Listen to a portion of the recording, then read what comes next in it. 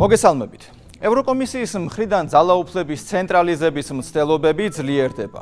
იმ პოლიტიკის ფონზე, რაც ბრიუსელის ბიუროკრატიასა და ევროკრატებს აქვთ, სხვა მოცემულობა წარმოუდგენელია. როგორ უნდა მოხდეს ევროკავშირის საგარეო პოლიტიკისა და თავდაცვის საკითხების ბრიუსელიდან მართვა, თუკი ძალაუფლება ცენტრალიზებული არ იქნება. შესაბამისად იწყება ყველა იმ მეთოდის გამოყენება, რომელსაც ევროკომისია სიტყვით სხვა ქვეყნებში გმობს, მაგრამ თავად იმავეს გაკეთება არერიდება. უბრალოდ ყველაფერი ისევ ევროკავშირის საერთო ინტერესითა და დემოკრატიისთვის ბრძოლის სახელით იფუთება. ევროკომისიის მხრიდან ძალაუფლების ცენტრალიზებისთვის ბრძოლაში შედის ევროკავშირის ქვეყნებში არჩევნებში ჩარევებიც. საამისოდ ევროკომისიას ძალიან დიდი ბერკეტები აქვს და მშვენივრად იყენებენ კიდეც. მაგალითისთვის ავიღოთ უნგრეთში ჩატარებული ბოლო საპარლამენტო არჩევნები. როგორ მოხდა, რომ არჩევნებამდე რამდენიმე თვით ადრე ნავთობსადენი დრუჟბა გაჩერდა? ხომ კეთდებოდა პროგნოზები, რომ აღდგენით სამუშაოებს რამდენიმე თვე დასჭირდებოდა. მაშინ რატომ აღდგა დრუჟბას მუშაობა არჩევნებიდან 2 კვირის შემდეგ? ეს არის ის კითხვები, რაზეც მხოლოდ ლოგიკით შეიძლება პასუხის გაცემა და იმის ლოგიკური დაშვება, რომ ევროკომისია ზელენსკისთან ერთად სასურველი კანდიდატის გაყვანას ცდილობდა არჩევნებში. ნავთობსადენის მუშაობის შეწყვეტა კი ამ ზეწოლაში ერთ-ერთი ბერკეტი იყო. სხვა ბერკეტები არის ევროკავშირის საბიუჯეტო დაფინანსება, სხვადასხვა სახის ჯარიმები, ასეთი ბერკეტები კიდევ ბევრია. შტატების წარმომადგენელთა პალატის ანგარიშიც არის საუბარი იმაზე, რომ ევროკომისია დამოუკიდებელი ქვეყნების არჩევნებში ერევა სასურველი შედეგის მისაღებად. მაგალითად, ანგარიში 6 ევროპული ქვეყანა არის მოყვანილი. მათ შორის არის რუმინეთიც, სადაც განვითარებულ მოვლენებზე არაერთხელ გვისაუბრია. გავიხსენოთ, რომ ქვეყანაში არჩევნების პირველი ტური მხოლოდ იმიტომ გააუქმეს, რომ შედეგი არ მოეწონათ. შემდეგ კი გამარჯვებული კანდიდატის წინააღმდეგ გამოძიებას დაიწყეს. და მიუხედავად ამ ღია და მკაფიო ჩარევისა ქვეყნის საარჩევნო პროცესში, ევროკომისიიდან და ევროკრატებიდან არავის არ უსაუბრია დარღვევებზე. პირიქით, როდესაც სასურველი კანდიდატი ნიკუშორ დანი გახდა პრეზიდენტი, ყველამ შვებით ამოისუნთქა. მაგრამ როგორც ჩანს, ასეთი ჩარევები შეუმჩნეველი აღარ რჩება და როცა შტატების პოლიტიკური ელიტა იწყებს იმაზე საუბარს, რომ ევროკომისია წევრი ქვეყნების არჩევნებში ერევა, ეს ევროკავშირისთვის კარგის ნიშანი არ უნდა იყოს. ანგარიში ხაზგასმულია თუ როგორ ცდილობს ევროკავშირი სიტყვის თავისუფლებისა და სოციალური ქსელების ცენზურას.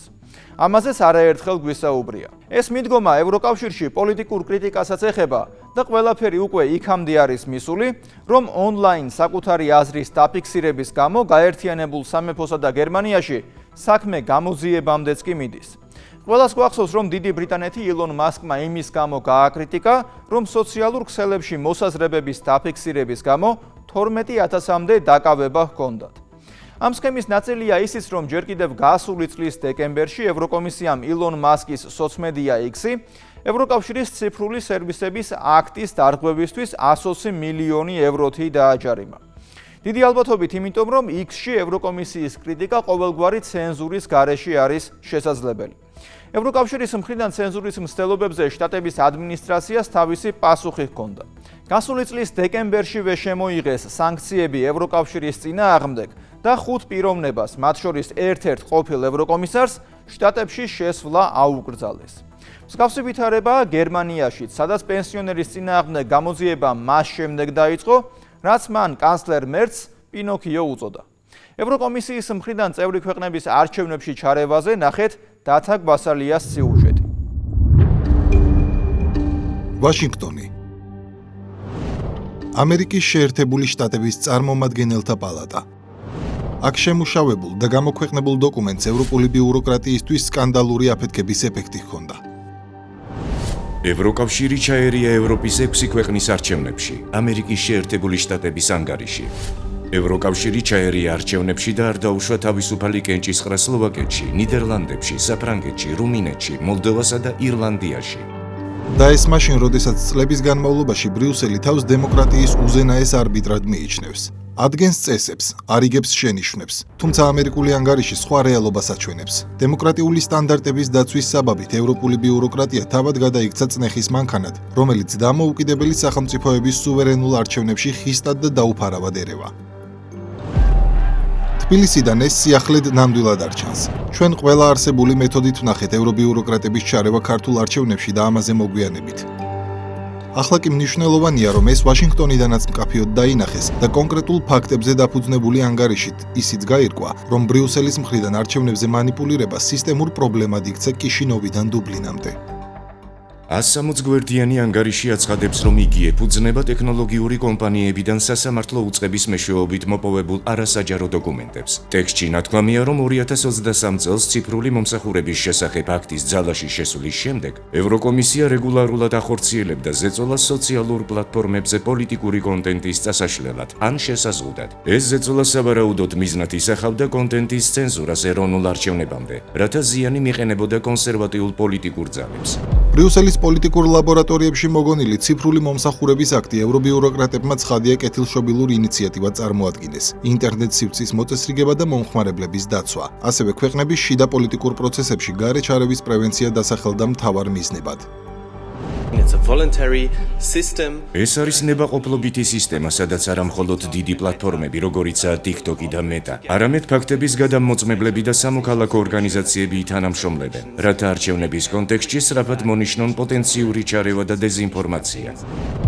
თუმცა ამ ლამაზი ტერმინების მიღმა იმალება ინსტრუმენტი, რომელმაც ევროკომისიას უპრეცედენტო ძალაუფლება მიანიჭა. უფლება თავად განსაზღვროს, რა არის სიმართლე და რა დეზინფორმაცია. საინტერესოა ის ფაქტიც, რომ მართალია სისტემა ნებაყოფლობითია, მაგრამ ამაზე უარის თქმის შესაძლებლობა ტექნოლოგიურ კომპანიებს ნაკლებად აქვთ, რადგან ასეთი შემთხვევებისთვის ბრიუსელი ფლობს ფინანსური ზეწოლის ბერკეტებს იმ კომპანიების წინააღმდეგ, ვინც უარს განაცხადებს სისტემაში ჩართვაზე. ეს ხომ უკვე გამოიყენეს ილონ მასკის X-ის შემთხვევაში, როდესაც მას 120 მილიონი ევროს ოდენობის ჯარიმა დააკისრეს. რეალურად კი ეს იყო პასუხი X-ის პოლიტიკაზე, სადაც არის ხუდება კონსერვატიული და ბრიუსელის პოლიტიკური ელიტის საწინააღმდეგო კონტენტი.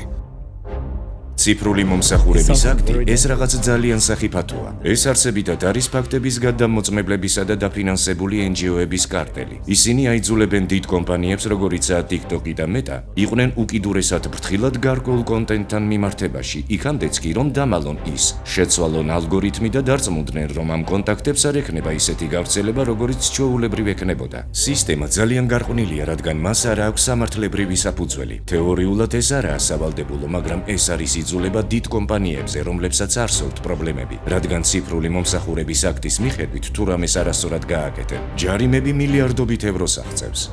ამგვარი манипуляციით Deep State-ის მიერ მართულმა ევრობიუროკრატიამ შექმნა ერთგვარი ციფრული ლევიათანი და ეს აღარ არის ძველი სტილის ცენზურა, სადაც გაზეთებს გრძალავდნენ. ეს არის ალგორითმული ომი. ერთ ღილაკზე თითის დაჭერით ბრიუსელს შეუძლია ნებისმიერი არასასურველი კანდიდატის საარჩევნო კამპანია ციფრულ იზოლაციაში მოაქციოს და ეს ორმაგი თამაშია. სანამ სისტემა მაქსიმალურად ზღუდავს და ხელს უშლის ბრიუსელისთვის მიუღებელ ძალებს, თავად ბიუროკრატია სრული სიმძლავრით იყენებს იმავე სოციალურ ქსელებს საკუთარი ნარატივის დასამკვიდრებლად და კანდიდატის გასაპიარებლად. ეს კი დაემსგავსა ტირანიას, რომელიც დემოკრატიის ენით საუბრობს. And when you read the guidelines, როცა კითხულობთ ევროკომისიის გაიდლაინებს, იქ საშიშ ან დეზინფორმაციულ მასალად მიიჩნევა მაგალითად LGBT იდეოლოგიის კრიტიკა, უკრაინის ომის, მიგრაციის ან ელიტის საწინააღმდეგო გამოსვლები. ისინი სიძულვილის ენის იარლიხს აკრავენ იმას, რაც სრულად ჯდება გამოხატვის თავისუფლებაში. ეს არის ცენზურის მანქანა. ისინი ამტკიცებენ, რუსული დეზინფორმაციული კამპანია სრული დატვირთვით მიმდინარეობს. სად არის ფაქტები? ფაქტები არ არის. არც არასდროს უძებნიათ, რადგან ეს სისტემა ჩანასახშივე ზეწოლის ბერკეტია, რომლის მთავარი იარაღი სწორედ პრორუსული დეზინფორმაციის იარლიღია. ტერმინი, რომელიც ფსევდოლიბერალური ჯგუფებისთვის უნივერსალურ იარაღად იქცა. ნებისმიერი კრიტიკული აზრი, რომელიც არ ემთხვევა ევროკომისიის ოფიციალურ ხაზს, ეგრეთ წოდებული პრორუსულობის ბრალდებით, მომენტალურად ხვდება შავ სიაში. they are nobodies, nobody knows them. ესენი არიან არავინ, არავის აურჩევია, არავინ იცის ვინ არიან. გაუმჭირვალე NGO-ები, რომლებიც მილიონებს იღებენ ევროკომისიისგან და ემსახურებიან მის იდეოლოგიას. ორუელისეული ის არის, რომ ისინი თავად სჩადიან საარჩევნო ჩარევას იმ საბაბით, თითქოს რუსეთი ერევა. მაჩვენეთ მტკიცებულებები არ არსებობს. საბოლოოდ რჩება შთაბეჭდილება, რომ ევროკავშირი გახდა ეგრეთ წოდებული ლიბერალურ პროგრესისტული კლუბი და თუ არ ეთანხმები, გრიყავენ ან გადატრიალებას გიწყობენ. და სწორედ ევროკავშირის მიერ შემუშავებულ ციფრულ მომსახურების აქტს და მისი მოქმედების პრინციპის შესწავლას დაეყრდნო ამერიკული ანგარიში, რომელმაც დოკუმენტურად ამხილა ის, რაც საქართველოში წლებია ვიცით. ამხილა ის, რასაც საქართველოს ხელისუფლების ოფიციალური პირები უკვე წლებია აცხადებენ. კონგრესში მომზადებულ დოკუმენტში ხვდებით კონკრეტულ ჩამონათვალსაც იმ ქვეყნების, სადაც ბრიუსელი არჩევნებში ხისტად ჩაერია. სლოვაკეთი 2023 წელი. მტკიცდება, რომ საპარლამენტო არჩევნების წინ ევროკავშირმა მოახდინა ზეწოლა TikTok-ზე, რათა გარკვეული სოციალურ-კონსერვატიული განცხადებები სიძულვილის ენად მოენიშნა. ეს ჩანაწერი ეხება საპარლამენტო არჩევნებს, რომელშიც მონაწილეობას იღებდა რობერტ ფიცო და რადგან ის კონსერვატიულ ღირებულებებზე საუბრობდა, მისი ნარატივები ევროკავშირის ციფრული მომსახურების აქტმა სიძულვილის ენად მონიშნა, რაშიც იგულისხმება თუნდაც ის, რომ კაცი კაცია, ხოლო ქალი ქალი. გარდა ამ ფაქტისა, ევროკავშირის ბიუროკრატია, რომ აქტიურად ერეოდა ქვეყნის შიდა საქმეებში, მის მიერ დაფინანსებული კამპანიიდანაც ჩანს ფიცოს წინააღმდეგ. შემდეგ კი სლოვაკეთის პრემიერმა პირდაპირ განაცხადა, რომ ამჟამინდელი ოპოზიციის სიძულვილმა და აგრესიულობამ, რომელსაც აშუქებს მედია, ახალისებს უცხო ქვეყნების მიერ დაფინანსებული არასამთავრობო ორგანიზაციები. შემდეგი ქვეყანა შტატების ანგარიშის მიხედვით რუმინეთია.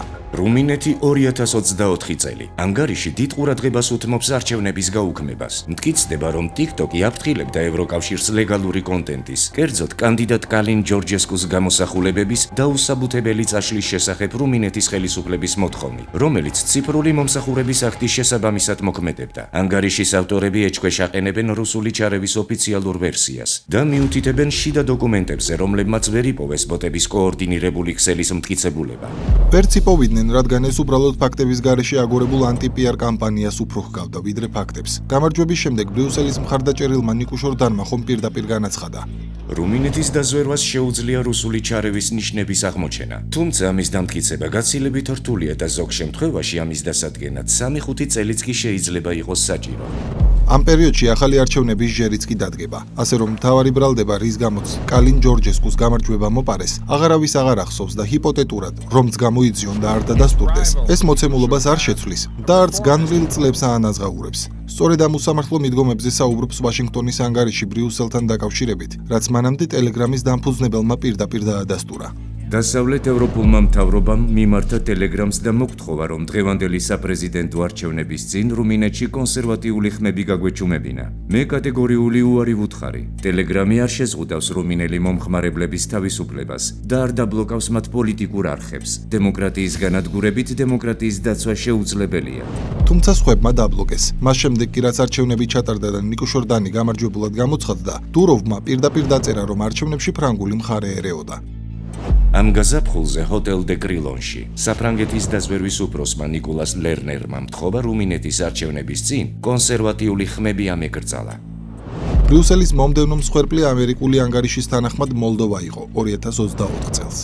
მოლდოვა 2024 წელი. ანგარიშის ავტორები აღნიშნავენ, რომ არჩევნებამდე ერთი თვით ადრე ევროკავშირის მხარდაჭერის ცენტრმა გამართა სამიტი პლატფორმებთან დეზინფორმაციასთან ბრძოლის მიზნით, სადაც სიტყვით გამოვიდა მოლდოვას პრემიერ-მინისტრი. ამან გააჩინა კითხვები ინტერესთა კონფლიქტის შესახებ, რადგან პრემიერ-მინისტრის პარტიამ საკუთარი კანდიდატი წარადგინა.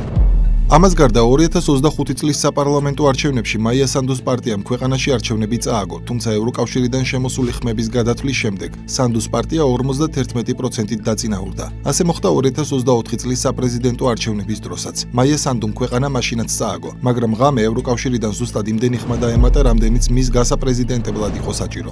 მოლდოვას საზღვრებში შედეგებმა აჩვენა, რომ სანდუმ არჩევნები სტოიანოგლოსთან მცირე სხვაობით 48.8%-ით 51.2%-ის წინააღმდეგ წააგო.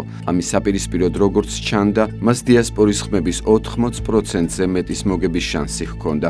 დიასპორაში გაზრდილმა აქტივობამ შედეგი გამოიღო. მან ძალთა ბალანსი შეცვალა.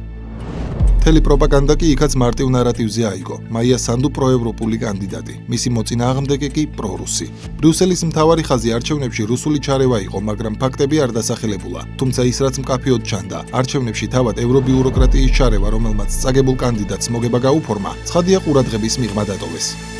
ანგარიში მითითებულია, რომ ევროკავშირი ერეოდა საფრანგეთის არჩევნებში ლეპენის პარტიის წინააღმდეგ, რომელიც რეიტინგებით ლიდერობს. თუმცა მისი განცხადებები მიუღებელია დიპ სტეიტისთვის და შესაბამისად სიძულვილის ენად ინიშნება ევროკრატიის მიერ შემუშავებული ციფრული მომსახურების აქტის პირობებში. და ასეთ ჩარევაზე მიუთითებს ანგარიში ნიდერლანდებსა და ირლანდიაშიც. ეს ქვეყნები ანგარიშის ზოგად სიაშია მოხსენიებული როგორც ეროვნულ არჩევნებში ევროკავშირის ჩარევის მაგალითები ციფრული მომსახურების აქტის მექანიზმების მეშვეობით. სტატიაში მოყვანილი თითოეული ფაქტის გარდა ჩვენ დამატებით კონკრეტული შემთხვევებიც გავიხსენეთ, რაც ცხადყოფს ბრიუსელის მიერ შემუშავებულ მთელ სპექტრს სუვერენული სახელმწიფოების არჩევნებში ჩარევისთვის, დემოკრატიის დაცვის საბაბით, რასაც ციფრული მომსახურების აქტით ამართლებენ. იქმნება ეგრეთ წოდებული პრორუსულობის იარლიყი, რასაც შემდეგ შიდა საქმეებში ჩარევის დამატებითი ბერკეტების ასამოქმედებლად და მის გასამართლებლად იყენებენ. ციფრული მომსახურების აქტი და მასთან დაკავშირებული რეგულაციები სიტყვას ევროკავშირში ბევრად უფრო მკაცრად აკონტროლებს, ვიდრე ბევრ ავტორიტარულ რეჟიმშიც კი. ევროკავშირი მილიარდობით ევროს ხარჯავს არასამთავრობო ორგანიზაციებზე და ეს NGO-ები ყველაზე ინტენსიურად ფოკუსირდებიან იმ ქვეყნებზე, რომლებსაც ევროკავშირი პრობლემურად მიიჩნევს, რომლებიც მიჩნეულია ზედმეტად ჩამორჩენილად. აქვთ ზედმეტად ძლიერი აქცენტი ტრადიციულ ოჯახზე. არ არიან საკმარისად პროგრესულები გენდერულ იდენტობასთან დაკავშირებით. მათ აქვთ პრივილეგირებული წოდომა ციფრული მომსახურების აქტის ფარგლებში, რომ მოითხოვონ კონტენტის წაშლა. სინამდვილეში ეს არის მცდელობა NGO-ების ჩარევის თემები პირდაპირ არჩევნებისკენ მიმართონ. და არა მხოლოდ კავშირის შიგნით, არამედ მის ფარგლებს გარეთაც. მათ სცადეს იგივე ტექნიკები საქართველოში. საქართველოზე არავინ ლაპარაკობს, მაგრამ იქ ყველა ტექნიკა გამოსცადეს. It's about Georgia, but they tried all the techniques there. სწორედ საქართველოს მაგალითზე ჩანს Deep State-ის გლობალური ქსელის მუშაობის პრინციპი. მას შემდეგ, რაც Deep State-მა იგრძნო, რომ საქართველოს ხელისუფლება ეროვნულ ფასეულობებს მორჩილებაზე არ გაცვლიდა, რამდენიმე ფრონტი გახსნა ქვეყნის სუვერენიტეტის წინააღმდეგ და ეროვნული ხელისუფლების მარიონეტებით შესაცვლელად. მაშინ ბრიუსელის ციფრული მომსახურების აქტის საჭიროება არ იყო და არც არსებობდა, რადგან ბაიდენის ადმინისტრაციის პირობებში შტატებიდან ხდებოდა ფსევდოლიბერალური დღის წესრიგისგან განსხვავებული თემების დაბლოკვა ციფრულ სივრცეში. კერძოდ საქართველოში ფაქტების გადამოწმების ლიცენზია მეტასგან 3 კომპანიას ჰქონდა და სამივე რადიკალურ ოპოზიციასთან, ანუ Deep State-ის ადგილობრივ აგენტურასთან იყო დაკავშირებული. ესენია სერგი კაპანაძის გრასის შვილობილი ფაქტ-ჩეკი, თამარ კინწურაშვილის მითების დეტექტორი და მარიამ წიზაკაშვილის ჯეოფაქტსი. ისინი პოლიტიკური მიკერძოებიდან გამომდინარე ორმაგი სტანდარტით მოქმედებდნენ და შესაბამისად ბლოკავდნენ როგორც პერსონალურ, ასევე სხვადასხვა მათთვის არასასურველი პოლიტიკური თუ მედია ორგანიზაციების ანგარიშებს Facebook-ზე. მაგრამ მას შემდეგ, რაც შტატებში ხელისუფლება შეიცვალა, ზეწოლის მთელი მანქანა Deep State-მა ბრიუსელს გადააბარა. ევროკავშირი გადახედავს თავის მრავალ მილიარდიან საგარეო დახმარების პროგრამას, რათა დააფიქსიროს ფონდების განაწილება უფრო მჭიდროდ თავისი საგარეო პოლიტიკის ინტერესებთან. ევროკომისია საგარეო დახმარებას გახდის უფრო მიზანმიმართულს პარტნიორებისთვის. ამერიკის შეერთებულ შტატებმა განაჩენი გამოუტანა ევროკავშირის დემოკრატიას, რომლის სინამდვილეში არ არსებობს იმ სახით, როგორცაც ცდილობენ რომ რეკლამაში წარმოგვიდგინონ.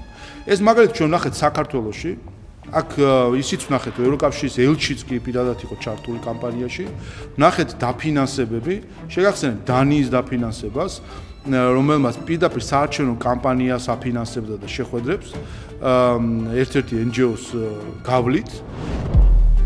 ასე რომ შტატების 160 გვერდიანი ანგარიში ბრიუსელის ტოტალიტარიზმისკენ მიდრეკილების მორიგი დადასტურებაა, რაც თბილისიდან უკვე დიდი ხანია მკაფიოდ ჩანს, რომელიც ორველისეული სიზუსტით მოქმედებს, არჩევნებში ჩარევას, დახმარებას არქმევს, სიტყვის ცენზურას, დაცვას, ხოლო ერების დამორჩილებას, დემოკრატიის უზრუნველყოფას.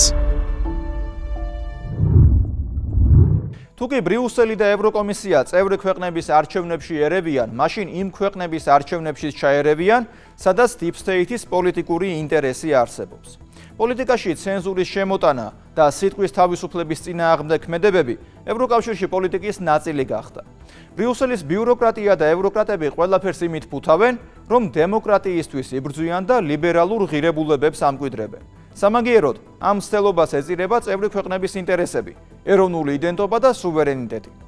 მე იოანე შაიშმელაშვილი ვარ, კვირაში 4 ჯერ 21 საათსა და 15 წუთზე. უყურეთ ევროკრატიას.